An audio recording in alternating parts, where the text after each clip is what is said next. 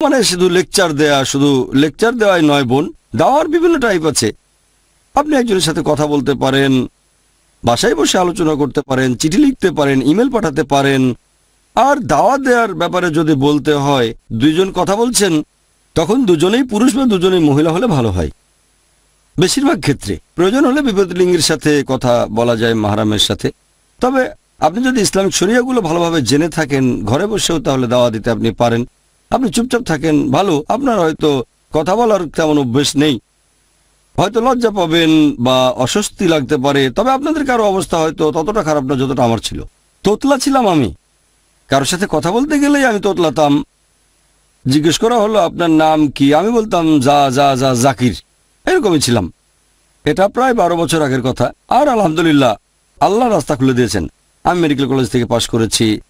তারপর গত 12 বছর ধরে আমি দাওয়ার ফিল্ডে আছি মাশাআল্লাহ।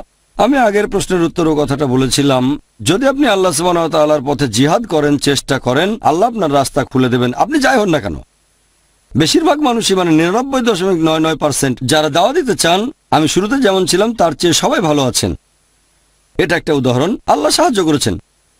আল্লাহ সাহায্য করলে কেউ হারাতে পারবে না, আর আল্লাহ ত্যাগ করলে কেউ সাহায্য করতে পারে না। অতএব মুমিনরা নির্ভর করুক আল্লাহ সুবহানাহু ওয়া তাআলার উপর। এটা আছে সূরা আলে ইমরান অধ্যায় 3 আয়াত নম্বর 160। তাহলে বোন শুরু করেন। যদি মনে করেন কথা বলতে চাচ্ছেন না, মিশতে চাচ্ছেন না, চুপচাপ থাকতে চাচ্ছেন, তারপরে শুরু করেন, আর ইনশাআল্লাহ আল্লাহ সাহায্য করবেন। ব্যাপারটা এরকম না যে একজন মহিলা শালীনতা বজায় রেখে দাওয়া দিতে পারবেন না। অনেকের ভুল ধারণা আছে শালীন মানে ঘরে থাকতে হবে বসে। শালীনতা মানে শালীনতা, ঘরের ভেতরে বা বাইরে মেনে চলবেন ইসলামিক শরিয়া, দৃষ্টি নিচু রাখবেন। সত্যি বলতে একজন শালীন মহিলা অনেক ভালোভাবে দাওয়া দিতে পারবে একজন অশালীন মহিলার চেয়ে।